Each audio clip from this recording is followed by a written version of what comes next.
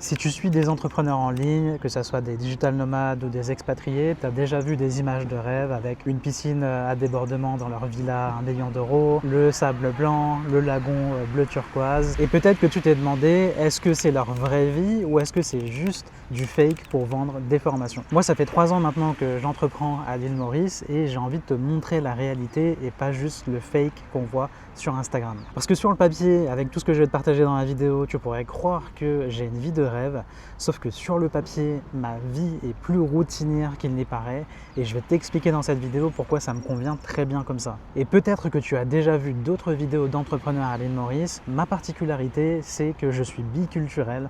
Je suis né en France, mais j'ai vécu déjà une partie de mon enfance à l'île Maurice, donc je pense que ça peut t'amener un point de vue différent. Et je vais être honnête avec toi, il y a quelques mois, j'ai failli tout remettre en question. J'ai failli me dire que c'était mieux de rentrer en France et dans cette vidéo, je vais t'expliquer pourquoi. Mais surtout pour que tu te fasses ton propre avis, je vais passer ma vie au crible catégorie par catégorie pour te donner des critères pour que tu puisses trancher si ça te convient ou non de potentiellement déménager ici. Donc on va parler de business, d'argent, de cadre de vie, de santé, de relations et de certains sujets dont personne n'ose parler. Ok, je vais afficher mes notes directement sur l'iPad et on va commencer par le nerf de la guerre, donc le business et l'argent, parce que souvent, en tant qu'entrepreneur, c'est ce qui t'intéresse le plus. Alors, première question que tu pourrais te poser, comment t'installer ici?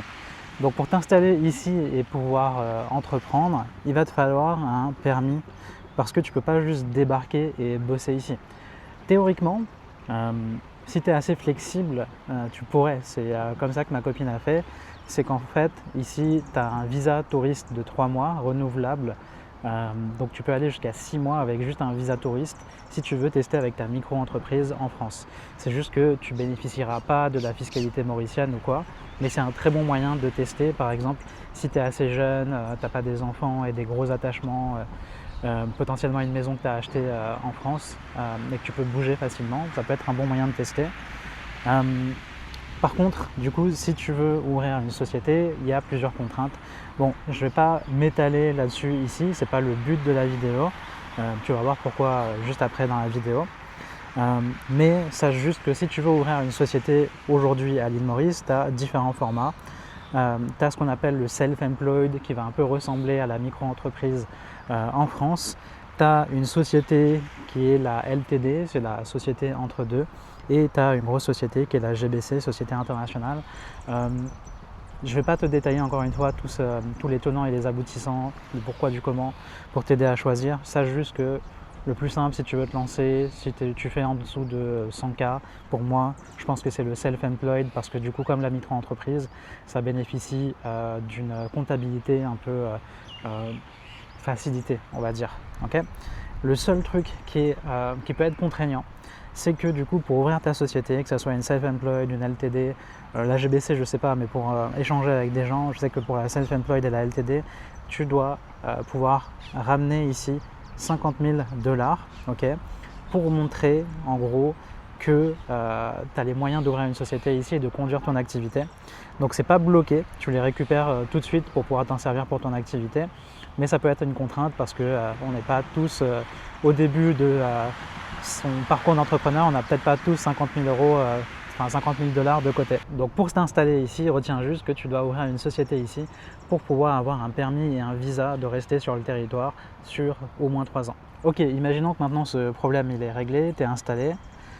Comment ça se passe niveau fiscalité? Il faut savoir que du coup la fiscalité c'est quand même un gros sujet à l'île Maurice, c'est en grande partie pour ça que certains entrepreneurs s'installent ici, mais pas que.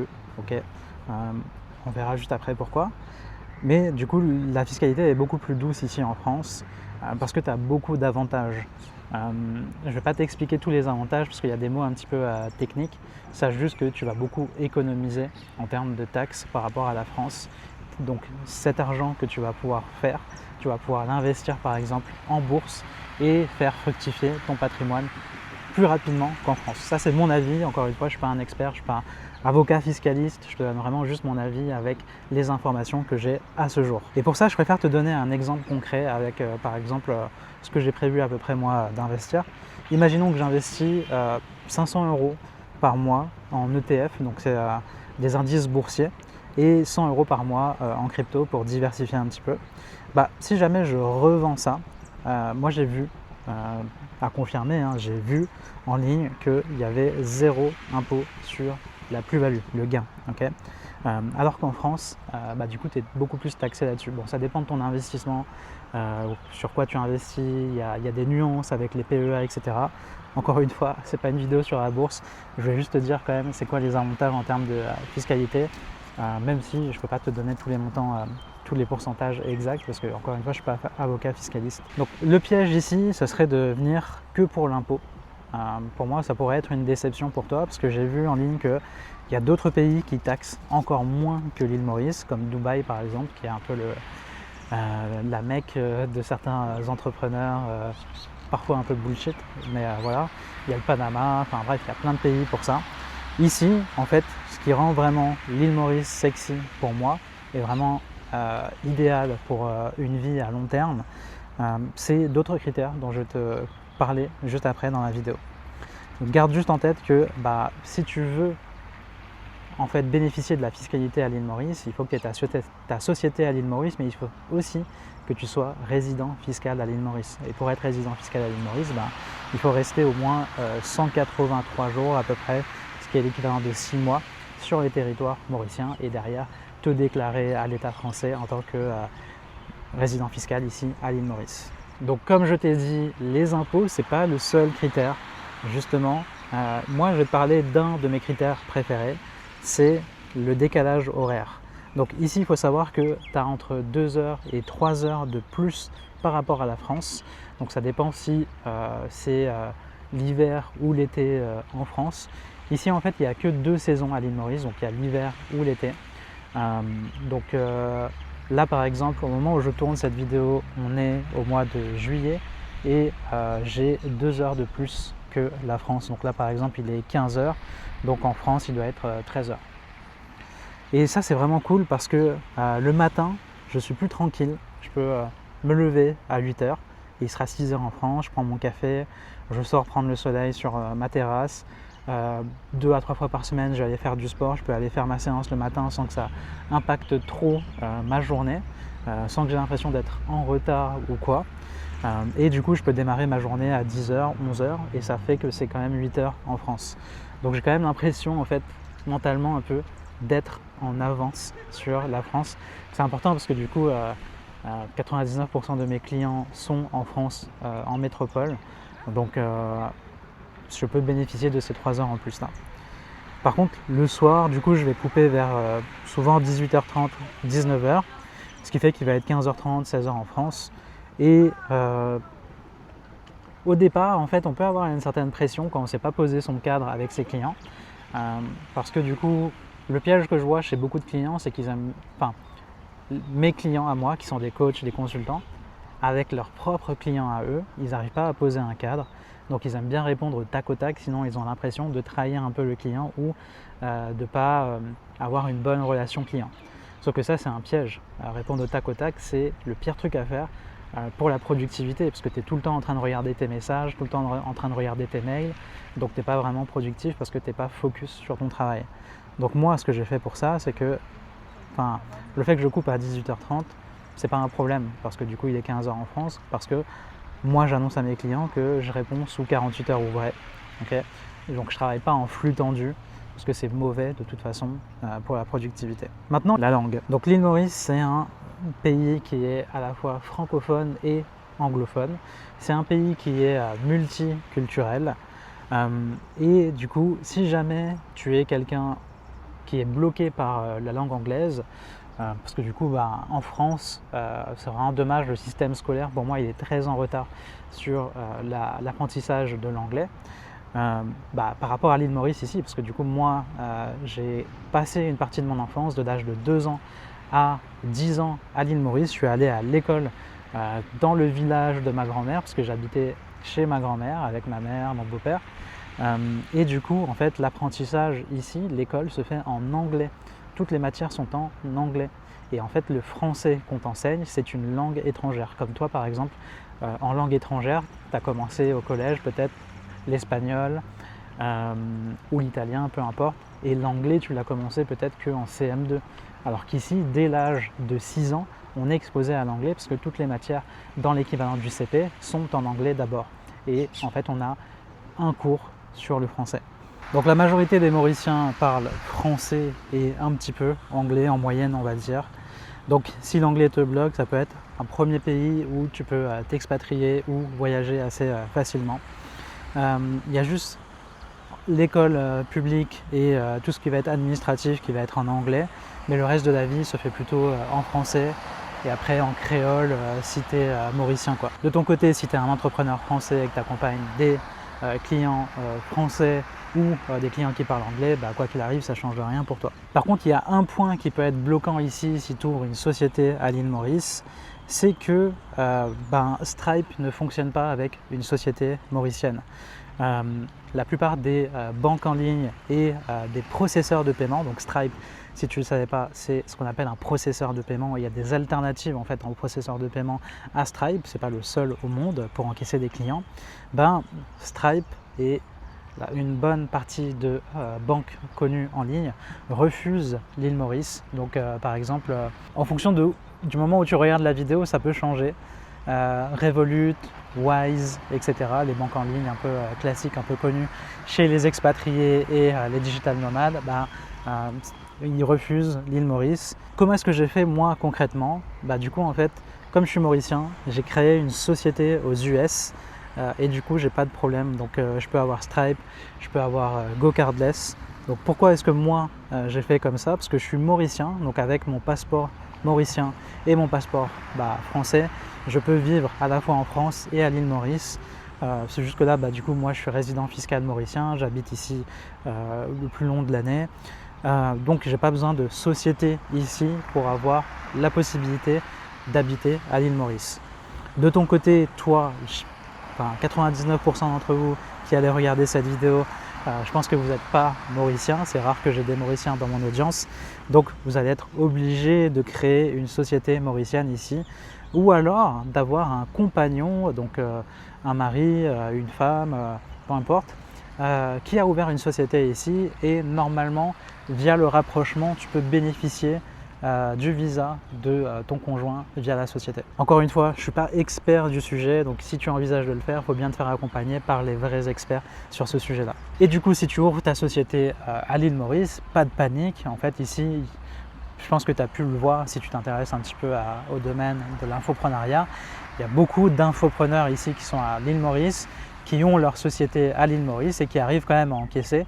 Il y a des solutions françaises qui se développent. Tu peux regarder par exemple l'EarnyPay, il me semble, qui permettent de faire ça. Il y a d'autres solutions, je pense. C'est juste que du coup moi j'ai pas eu ce problème, donc je peux pas te dire exactement quelle est la solution. Donc voilà, on a parlé de l'argent. Maintenant reste à voir si la vie qui va avec vaut le coup. Bon, je pense que depuis le début de la vidéo, tu vois le cadre. Je pense que tu n'en doutes pas. Mais bon, j'ai envie de te détailler un petit peu ça, point par point. Donc déjà, le premier point, le climat. Comme tu le vois, il y a le soleil quasiment toute l'année. Actuellement, on est vers la fin ou la deuxième partie en tout cas de l'hiver. Donc l'hiver ici, c'est quand même doux, dans le nord en tout cas. Là actuellement, si je ne me trompe pas, il fait 27 degrés. Le matin quand tu te lèves, il fait peut-être 20 degrés. Et je crois que le plus bas où ça peut descendre, dans le nord en tout cas là où j'habite, c'est peut-être 15 degrés. Donc ça veut dire que en plein mois d'août par exemple, moi ça m'est arrivé de mettre un petit gilet quand même le soir, d'avoir froid, et le matin aussi. Donc quand tu vas au resto le soir, tu mets un petit gilet quoi.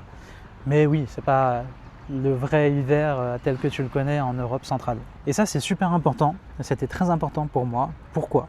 Parce qu'en fait, le soleil, ça joue directement sur le moral. Moi, je me souviens en 2021, vraiment un moment marquant, c'était d'avoir enchaîné les confinements, d'être sorti des confinements et d'avoir eu tout de suite des couvre-feux alors que la vie reprenait.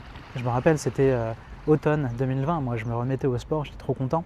Et en fait, bam, tout a fermé et on s'est retrouvé dans une grisaille pas possible, enfermé chez nous avec des couvre-feux. Et je me rappelle que ça m'a complètement plombé le moral de l'automne jusqu'au printemps, jusqu'au moment où, je crois que c'était en mai 2021, ils ont levé les couvre-feux et on pouvait à nouveau reprendre la vie, les restos, la salle de sport, etc. Donc ça, je me suis dit, plus jamais, si un jour il y a encore une pandémie, je vais être dans ce cadre-là, pouvoir marcher le long de la plage, avoir le soleil, quoi qu'il arrive. ok, pandémie, tout ce que tu veux, les restos sont fermés, mais je veux pouvoir avoir ça et pouvoir profiter des activités nautiques, sortir de chez moi, avoir le soleil tout au long de l'année, 99% du temps. Donc, qui dit soleil toute l'année, dit aussi accès à l'océan. Quand tu habites dans le nord, pour moi, quand on est près des côtes, on est toujours à 10 minutes d'une plage paradisiaque. Là, je me suis mis à un spot tranquille, donc c'est pas le meilleur spot, c'est pas un spot où tu te baignes, parce qu'en fait, les spots où tu te baignes, ils se trouvent par là, sauf qu'en fait, disons que le peuple mauricien est un peuple très joyeux, ils adorent pique-niquer, ils aiment la musique, ils aiment danser, etc. Donc si j'avais fait la vidéo là-bas, tu aurais entendu la musique, la bonne ambiance, etc. Là actuellement je l'entends d'ici, peut-être que pas toi parce que mon micro est optimisé pour ça et sur la vidéo on va mettre un filtre de bruit, donc je me suis mis à un spot plus tranquille pour pouvoir tourner. Et tu vois, j'imagine que là je suis en train de te dire ça, tu es en train de me dire mais what the fuck, déjà le spot il est pas mal, et je pense que oui il est pas mal. Mais pour te dire, il y a d'autres spots comme ça, genre ça c'est la normale en fait, c'est la moyenne. Et ensuite, moi ce que je kiffe c'est pouvoir avoir le choix, la liberté de faire des activités nautiques comme la plongée sous-marine. L'île Maurice, c'est un super pays pour ça. Tu peux faire du kite, moi j'ai pas encore commencé. Bref, tu as plein d'activités nautiques ici. Et l'avantage en fait, c'est de pouvoir le faire quand tu veux, donc quand je veux, sans pouvoir planifier. Parce qu'en fait, en 2023, on a fait le tour de l'Asie du Sud-Est avec ma copine pendant 6 mois et ça m'a plombé de ne pas pouvoir plonger et de faire des activités quand je voulais. Parce qu'en fait, il fallait planifier quelqu'un qui t'emmène à un spot, le bon spot, déjà en van ou en 4x4, et ensuite prendre le bateau, et tout ça, ça se planifie à l'avance. Et si tu as le malheur de te retrouver à la mauvaise saison, donc pendant une saison des pluies, c'est mort en fait.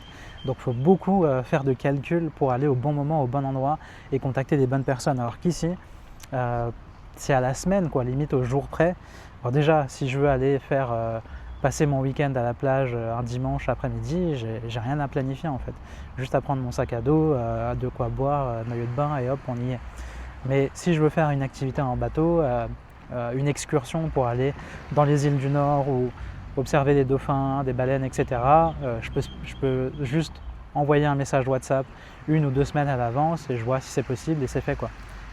Et je suis assez libre sur ça, il y a beaucoup de saisons où tu peux le faire. Ok, c'est beau tout ça, mais ça a quand même un coût. Donc niveau portefeuille, ça donne quoi? Moi j'ai calculé que si tu prends un panier global, si tu comptes tous les coûts, toutes tes dépenses dans la vie, j'ai l'impression pour moi, pour avoir réfléchi et posé les chiffres sur le papier, que l'île Maurice est quand même 2 fois moins cher que la France, si on fait une moyenne de tout. Je te donne un exemple, là actuellement j'ai une maison pas loin de la plage, à 10 minutes d'ici, j'ai vu directement sur l'océan. On va te mettre ici la vue que j'ai depuis mon bureau, donc je suis vraiment à 3 minutes à pied à peine d'une plage publique. Et pour avoir cette même maison que je paye aujourd'hui 1 400 € par mois avec 2 étages, jardinier, pisciniste, donc piscine inclus, je pense que ça me coûterait facilement le double en France, voire beaucoup plus. J'ai aucune idée en fait, je ne sais même pas si c'est possible aujourd'hui pour un entrepreneur moyen qui gagne 3 000 € par mois en termes de salaire, de louer une maison sur le littoral français avec des bons spots. Donc ça veut dire sur la Côte d'Azur ou dans le golfe du Morbihan ou vers Biarritz, etc. Je pense qu'aujourd'hui ça doit être impossible, ou alors ça doit coûter 5 000 € par mois, je sais pas, peut-être que tu t'y connais et tu me diras en commentaire. Et du coup, pour te donner une vague idée, aujourd'hui en couple, on dépense en moyenne entre 4 000 et 5 000 € par mois, ça dépend des mois, sans excès et sans être trop dans l'opulence, c'est-à-dire qu'on va quand même plusieurs fois par semaine au restaurant, on se limite pas trop en termes d'achat, bon, on n'explose pas le budget en termes de shopping, de toute façon c'est pas notre style de vie d'acheter des trucs ou quoi. En fait, on a une vie confortable, on a un personnel de ménage, on a un chef privé, on a une voiture qu'on loue, on a notre maison à 1 400 € par mois. Et après, on fait un petit peu attention, mais pas trop, sur les restos. Et il y a un point dont on ne parle pas, c'est la sécurité. Aujourd'hui, l'île Maurice, c'est un pays qui est, pour moi, plus sécure que la France et c'est prouvé. Je vais juste te parler de mon vécu. J'ai vécu environ 17 ans dans le nord de la France et j'ai été cambriolé déjà 2 fois quand j'habitais chez mes parents. J'ai déjà eu 2 vols à l'arraché. Ici à l'île Maurice, je peux être ici. Tu vois, il y a mon sac qui est juste là. On va se baigner. Et quand je venais d'arriver à l'île Maurice, j'étais tout le temps en stress en me disant j'ai pas l'habitude en fait d'aller à la plage, même en France. C'est quand même un privilège de pouvoir aller à la plage en France si on habite à Paris. Et du coup, j'avais pas l'habitude et je me disais comment ça se passe en fait, on va pas me voler. C'est un peu bizarre. Pour quelqu'un qui vit à Paris, c'est bizarre quand même de laisser ses affaires comme ça et qu'il se passe rien.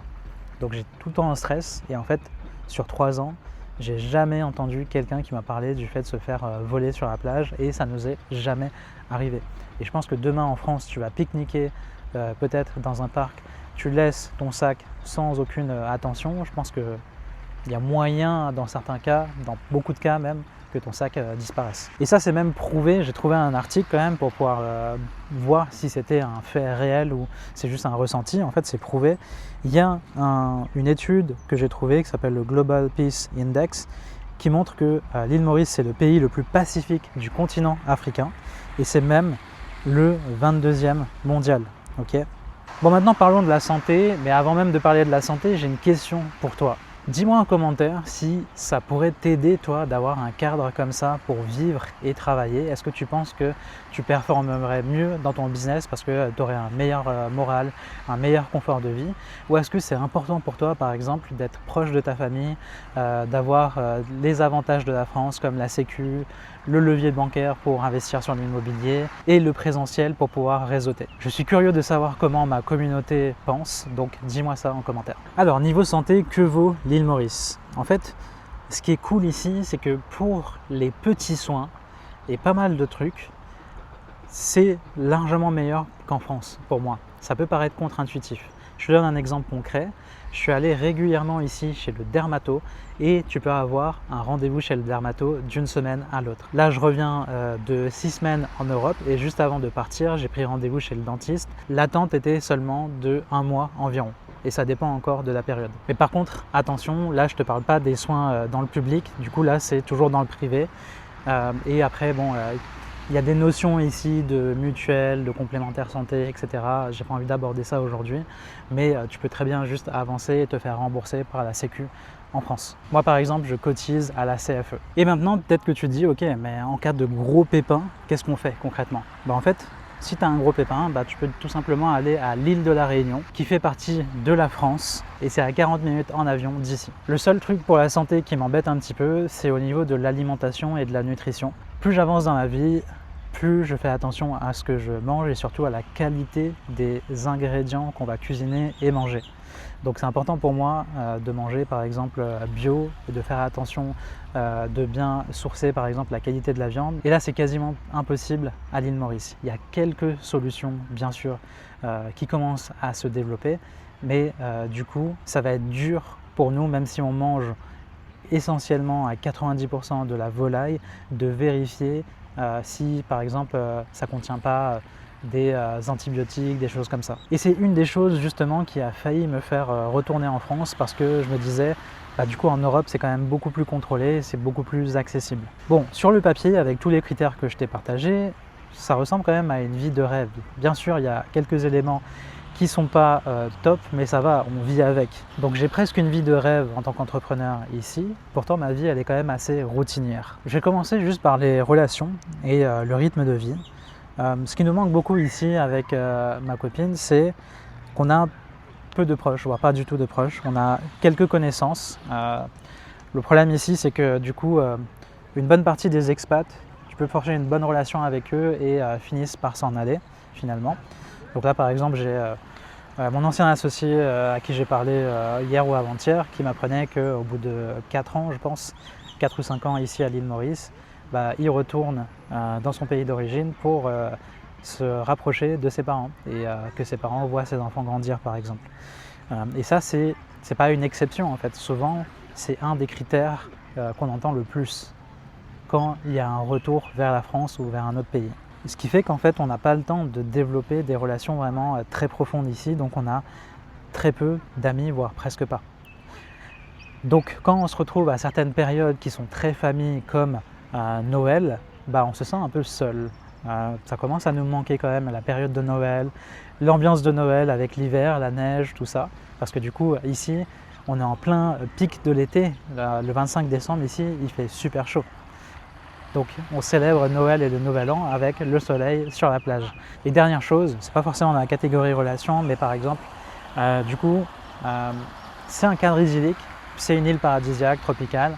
Le seul problème c'est que c'est une très petite île, c'est plus petit que l'île de la Réunion et du coup il y a moins de variété, donc par exemple c'est moins montagneux. Donc il y a quelques montagnes ici, mais ils ne sont pas très hauts, donc tu peux faire quelques randos, mais pour les amateurs de rando un peu durs, ceux qui font les GR20, etc., c'est pas à l'île Maurice que tu seras servi, c'est plutôt à la Réunion. Mais si tu es plutôt plage, vie chill, etc., c'est plutôt à l'île Maurice qu'il faut venir. Autre chose aussi, si tu aimes voyager, c'est que l'île Maurice, ça peut être un petit peu embêtant. Comme c'est une île au milieu de l'océan Indien, ça veut dire que si tu veux voyager, il faut absolument prendre l'avion. Donc déjà, si tu as des valeurs un petit peu écologiques, ça peut poser problème. Nous, on essaye de limiter à une fois par an ou une fois tous les 2 ans pour aller voir notre famille en France. Et ça a quand même un certain coût. Si tu t'y prends bien et que tu voyages en économie, un aller-retour en France, c'est entre 1000 et 1200 euros. Et c'est un coût supplémentaire parce que du coup, on va garder ici notre loyer, notre voiture. Donc ça s'additionne. Côté business, il y a aussi un revers de médaille ici pour moi, c'est que du coup, il y a moins de présentiel. Donc là, par exemple, cette année, pour la première fois, je suis allé en Europe et j'ai pu faire 2 rencontres avec mes clients, une rencontre à Paris et une rencontre à Lyon. Et du coup, j'ai adoré et ça m'a fait prendre conscience que je vis très loin de mes clients. Bon, c'est ok si du coup je fais 2 fois par an un aller-retour en France et que du coup je fais des rencontres 2 fois par an parce que de toute façon j'allais pas faire une rencontre tous les mois, j'en suis pas encore à ce stade, mais quand même ça manque parce qu'en fait il n'y a pas que les clients, il peut y avoir aussi les masterminds, donc les rencontres avec des potes business ou les coachs. Donc moi-même je me fais coacher parce qu'en fait on n'arrête jamais d'apprendre et de se faire accompagner, donc j'ai mes propres coachs que j'aurais aimé voir par exemple sur des masterminds en présentiel. Donc la seule façon de résoudre ça pour moi, c'est de faire 2 à 3 séjours par an en Europe. Et ce dont je me suis rendu compte, c'est que là, en revenant, au bout de 6 semaines, donc je viens de passer 6 semaines en Europe, j'avais quand même hâte de rentrer chez moi, d'avoir ce cadre-là, d'avoir le soleil, de pouvoir aller à la plage quand je veux et de retrouver ma maison. Et ensuite sur le rythme de vie, je sais qu'il y a certains entrepreneurs qui aiment bien vivre la nuit, qui aiment bien sortir, aller en boîte de nuit, etc. Ici, à l'île Maurice, il faut garder en tête que la plupart des business ici ferment entre 18h et 19h. Donc il n'y a pas vraiment de vie nocturne. Il y a quelques bars dansants. Et encore, moi, c'est pas trop mon truc, donc je ne connais pas leurs horaires. Je ne connais pas les vrais jours exacts. Donc l'île Maurice, vraiment, majoritairement, c'est pour une vie de famille, c'est pour une vie chill. Ok, on a abordé pas mal de sujets, j'aimerais juste finir par quelques sujets dont on parle peu dans la majorité des vidéos concernant l'île Maurice. Le premier truc que je trouve dommage, et ça va être lié au côté biculturel que j'ai et l'attachement que j'ai à l'île Maurice grâce à ma grand-mère, mes parents, etc., c'est que le surdéveloppement de l'île est en train de détruire l'île. Donc il y a beaucoup de gros hôtels qui s'installent sur les côtes et qui détruisent du coup les plages et le lagon. Et moi j'ai observé en fait ce qui peut se passer quand ça se surdéveloppe. Et ça c'est un peu lié au business en ligne, à l'entrepreneuriat, aux réseaux sociaux surtout, parce que j'ai pu assister à ça en allant à Bali en 2023. Et pour moi Bali, surtout il y a une ville qui s'appelle Canggu. C'est vraiment une vitrine d'Instagram. Tout est développé pour Instagram. Les cafés sont faits pour être Instagrammables. Et du coup, pour attirer les gens qui veulent aller au café juste pour pouvoir prendre une photo, montrer leur lifestyle. Donc là, j'ai pris l'exemple du café, mais quasiment tous les business, c'est un peu ça, quoi. Et j'ai peur du coup qu'il y ait une certaine balification de l'île Maurice et que ça devienne un peu une vitrine d'Instagram avec des beaux hôtels, des beaux cafés, des beaux business sur le littoral et qu'en fait, plus on avance, moins on retrouve en fait des côtes comme ça qui sont 100% naturelles, quoi, où il y a juste un sentier pour marcher et là tu marches le long de la plage et voilà quoi. Il y a des hôtels qui s'implantent et qui empêchent en fait les gens de passer comme ça et surtout qui détruisent la nature. Et ça c'est pas moi qui l'invente, j'ai trouvé des articles qui le mentionnent. Il y a 1/4 du littoral qui est déjà en érosion, il y a jusqu'à 50% des plages qui vont peut-être disparaître d'ici à 2075. Et moi, ce qui rend une île comme l'île Maurice top, c'est la barrière de corail. Sauf que il y a 50% de couverture en 2022 et là, en fait, on est passé déjà à 20% seulement. Il y a des gens qui essayent de replanter du corail, il y a des actions qui sont faites, mais je pense que ce n'est pas suffisant par rapport au surdéveloppement qui a lieu. Il y a un truc qui m'a surpris, là, qui m'est tombé sur le doigt, j'ai cru que c'était une herbe d'oiseau. Et il y a un truc dont on ne parle pas vraiment en public et c'est un sujet un peu touchy, et je sais que potentiellement ça pourrait en impacter certains. Tu me diras en commentaire, mais je ne vais pas trop développer ça ici parce que la vidéo est déjà longue. C'est un peu ce qu'on appellerait un système peut-être de caste, de communalisme. Il faut savoir qu'ici, l'île Maurice, c'est un pays multiculturel, c'est vraiment un melting pot. Tu as des descendants d'esclaves noirs de Madagascar, de la côte est africaine, qui a été amené ici par les colons français et anglais. Une fois que l'esclavage a été aboli, il y a une nouvelle forme d'esclavage un peu cachée, un peu détournée qui a eu lieu avec des travailleurs indiens, mais c'était proche de l'esclavage quand même. Donc moi, je suis descendant indo-mauricien, donc mes ancêtres, ce sont justement les travailleurs indiens qui sont venus travailler ici. Et il y a aussi des commerçants, donc ce qu'on appelle les sino-mauriciens, donc des descendants de Chinois commerçants qui sont venus à l'île Maurice. Donc tu as plusieurs communautés comme ça et bien sûr tu as les descendants de colons, donc les blancs mauriciens qui sont toujours là. Donc c'est prouvé, il y a quand même une certaine forme de communalisme à l'île Maurice. Certaines communautés sont fortement favorisées. Donc ici par exemple les descendants de blancs mauriciens qui s'en sont bien sortis et qui ont eu les héritages ont quand même les grandes sociétés qui presque gouvernent l'île Maurice via l'argent. Mais bon, c'est pas le sujet aujourd'hui, donc on passe à autre chose. Donc comme je t'ai dit, moi il y a quelques mois j'ai quand même douté et failli retourner en France pour plusieurs sujets dont j'ai déjà parlé, comme l'alimentation, la nutrition, potentiellement la santé, l'accès à certains trucs, par exemple le levier bancaire pour pouvoir investir en immobilier. Mais finalement, en discutant avec pas mal de gens sur plusieurs sujets, j'ai vu que finalement en restant à l'île Maurice avec le confort de vie que je me suis créé, finalement j'étais quand même plus avantagé pour me développer personnellement et aussi développer mon business et me créer un patrimoine autrement en étant à l'île Maurice. Donc ce que je retiens après 3 ans à entreprendre à l'île Maurice, c'est que oui, pour certains je peux avoir une vie routinière, presque ennuyante, mais en fait c'est exactement ça que je kiffe. Parce que pour moi la vraie liberté, c'est pas d'avoir une villa à 5 000 € par mois avec une piscine à débordement, avoir une Ferrari, une Lamborghini. Pour moi, c'est un cadre de vie simple, confortable, mais sans être non plus dans l'opulence. Et pour avoir voyagé en Asie du Sud-Est et être revenu aussi en Europe, en Espagne, donc j'étais revenu à Valence et à Barcelone, on avait fait un petit bilan, on avait fait un comparatif et en fait l'île Maurice, c'est ce qui cochait le plus de cases pour nous en termes de cadre de vie, en termes de facilité, en termes d'accès à certains trucs comme l'océan toute l'année, le soleil, etc. Maintenant, si tu as envie de trancher si l'île Maurice c'est fait pour toi ou non, pour t'expatrier, je vais te donner quelques critères.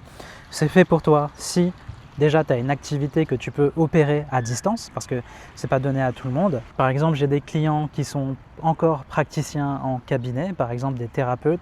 J'avais une cliente qui était praticienne en médecine chinoise et qui avait un cabinet et elle était venue vers moi pour accélérer le développement de son business en ligne et pouvoir s'expatrier en Thaïlande. Aujourd'hui, elle a pu s'expatrier en Thaïlande en rendant son activité 100% en ligne. C'est pour toi aussi si tu veux le soleil, la mer, l'océan, le confort sans exploser le budget.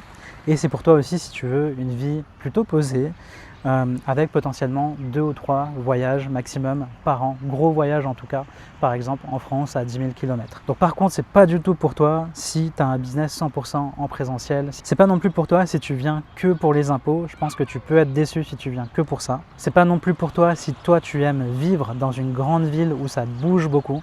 On a une connaissance récemment qui a ressenti le besoin d'aller dans une ville où ça bouge beaucoup plus et qui a ressenti le besoin de déménager plutôt à Dubaï. Donc tu l'auras compris, c'est pas non plus pour toi si tu adores faire la fête et que tu as besoin de faire la fête plusieurs fois par semaine ou même tous les vendredis soirs ou tous les samedis soirs dans des grandes boîtes. Et c'est pas non plus pour toi si tu rêves d'une vie instagrammable à la balinaise, comme les digital nomades à Bali ou à Dubaï. Il y a un truc qu'il faut que tu comprennes maintenant que je t'ai partagé tout ça. Si je peux vivre confortablement à l'île Maurice, c'est pas juste lié au cadre et à tout ce que je t'ai décrit. C'est surtout possible grâce à un système de vente evergreen que j'ai développé qui me permet de signer des clients tous les mois sans dépendre des lancements ou de mon temps, de mon énergie.